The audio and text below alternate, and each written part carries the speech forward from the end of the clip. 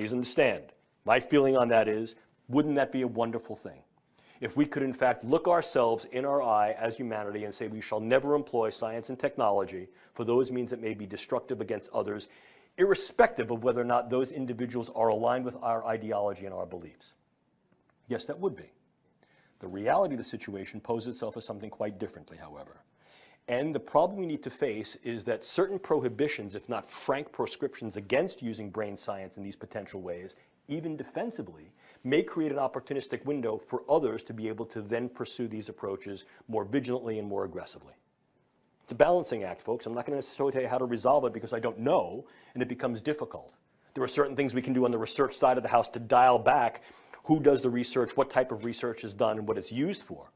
But this is a cat that's already out of the bag, and as I hope to demonstrate to you in a moment, this is being conducted on an international scale, and so it may be a little late to start thinking about we're never going to use it like this and what happens if we do or we don't. What types of kind of neuroweapons can we engage and develop? Well, I provide them for you. I don't want to go down into specific granularity as to what each one of them do because I don't want to give you bad dreams, and you're not going to blame me if you wake up in a cold sweat screaming in the middle of the night. But this is what we can do with these things. Again, let's think here about drugs and bugs. If we're looking at drugs, we're looking at what we call in-close pharmaceuticals. These are not weapons of mass destruction. These are weapons of mass disruption.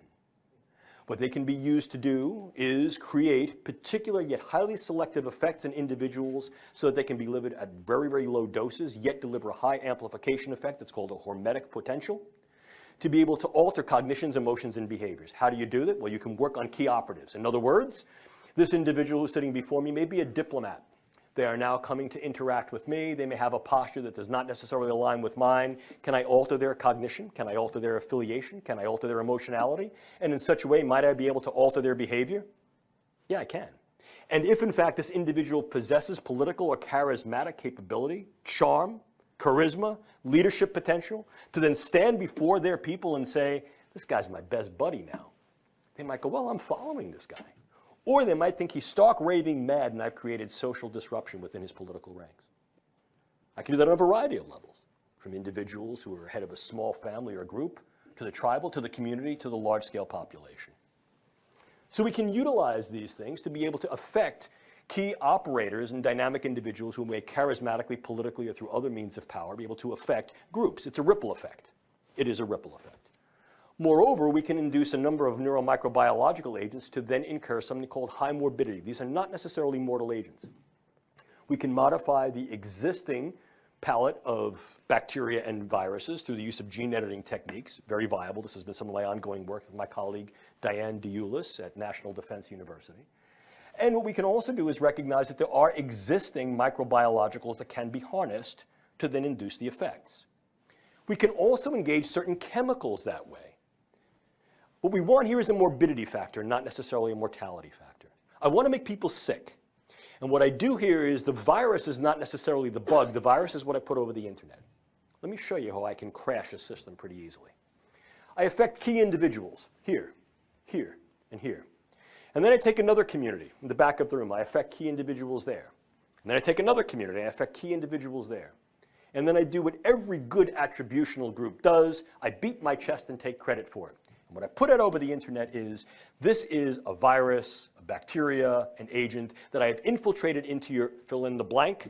I say it's a weapon of mass destruction. And what I tell you it's going to do is it's going to produce paranoia, anxiety, and sleeplessness. What I've just done is I've recruited every paranoid hypochondriac to think that they have whatever that is. I've used salient and sentinel cases, and I create essentially a legion of what's known as the worried well. They now flood emergency rooms. They flood their clinicians. The CDC responds back and says, no, no, no, there is no such a thing. And I've created a schism of trust between the population and the polis. It's both a short and a long war's effect. Moreover, I can create particular neuromicrobiologicals that may have a much longer duration of action. For example, modified Zika virus.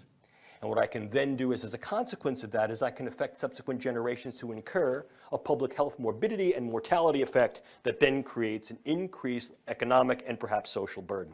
Long war scenario. If I wanted to do something that's a little bit more proximate, I can utilize nanoparticulate matter. Now, we can utilize nanoscience to create much better drugs, to get them where they got to go in the brain. I can create nanoscience and nanotechnology to be able to escort certain drugs across the proliferant barrier, which is the blood-brain barrier and cerebrospinal fluid barrier. So I get these things where they got to go. But I can also utilize nanoparticulate matter in a very indiscriminate way. The idea here is that I can get something called high CNS aggregation material that is essentially invisible to the naked eye and even to most scanners because it is so small that it selectively goes through most levels of filter porosity. These are then inhaled either through the nasal mucosa or absorbed through the oral mucosa. They have high CNS affinity. They clump in the brain or in the vasculature, and they create essentially what looks like a hemorrhagic diathesis, in other words, a hemorrhage predisposition or a clot predisposition in the brain. What I've done is I've created a stroking agent. And it's very, very difficult to gain attribution to do that. I can use that on a variety of levels, from the individual to the group, highly disruptive.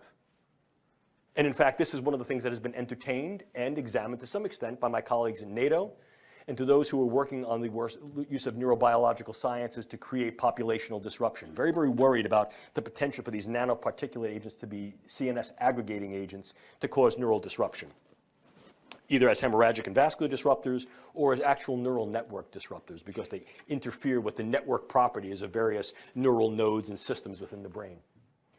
Then I get to the area of devices. And this, in many ways, is going to be less than definitive. The reason for this is highly evolving and I think is limited only in certain cases by context of imagination. What are the devices? Well, I have them here for you here. You have neurosensory mobilizing agents, and to some extent, some of these have already been used.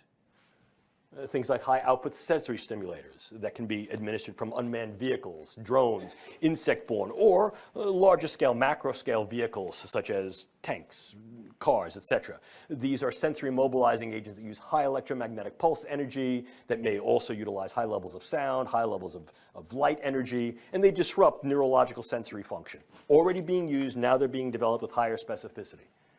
The idea of intracranial pulse stimulators take this one step further. Now the idea is to utilize direct electromagnetic pulses to be able to disrupt neural network aggregation. There have been some animal studies that have been done that look at the viability of electromagnetic pulses across various distances to essentially disrupt the network properties of the brain and create confusional models. So these are both individual and group disruptors. You also have the idea of the altered reality tactics that is primarily used in irregular warfare. And here, once again, when we understand the construct of the way neural networks operate, they operate by key controller and influencing nodes that interact with other neural networks within the brain electrochemically. If we can utilize transcranial mechanisms to be able to disrupt this, what we can do is we can create disrupted neural network aggregation and literally disrupt people's sense of time, space, and place. And there have been a number of experiments that have examined this, more in the medical context of looking at how we can try to control epilepsy. And we do recognize that these things are viable, although they have not yet been translated directly into operational use.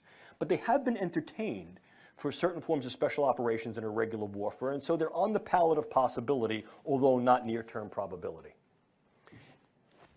Yeah.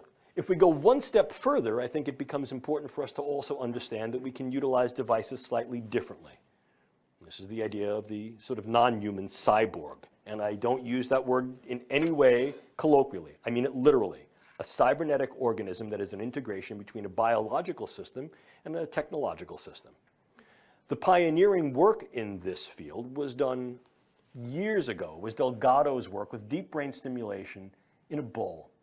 He utilized deep brain stimulating electrode coupled to a remote device, got into the bull arena, induced the bull to charge, pressed the button, and arrested the bull's forward motion. Stopped, poised right before him. See what I can do through the use of cybernetic interactive systems.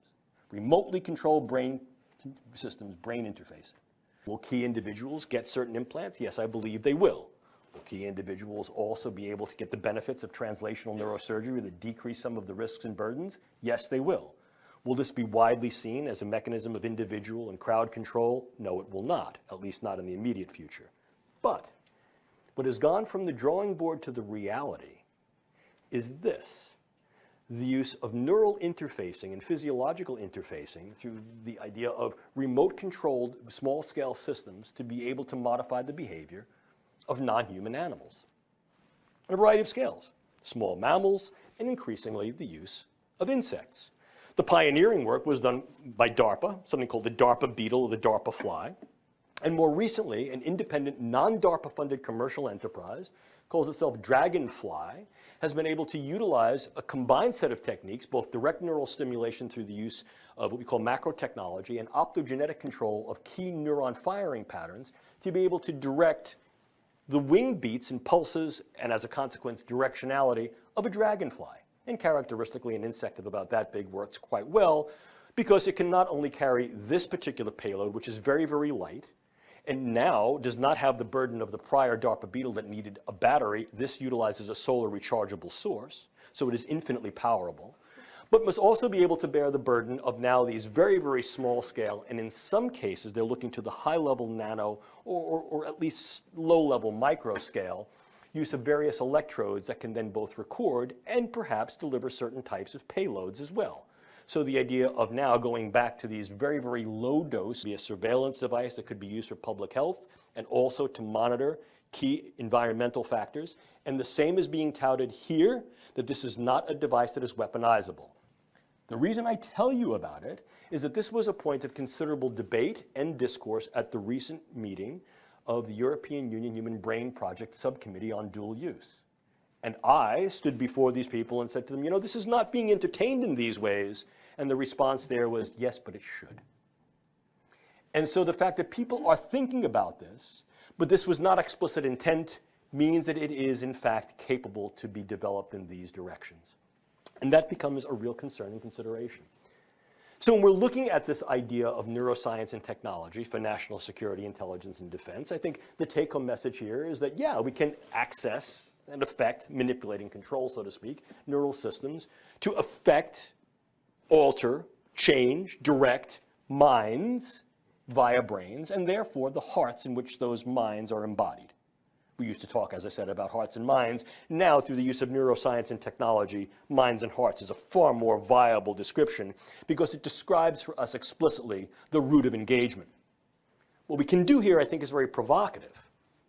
What we should do, that's still, I think, a point of contention and represents a work in progress. Wrong.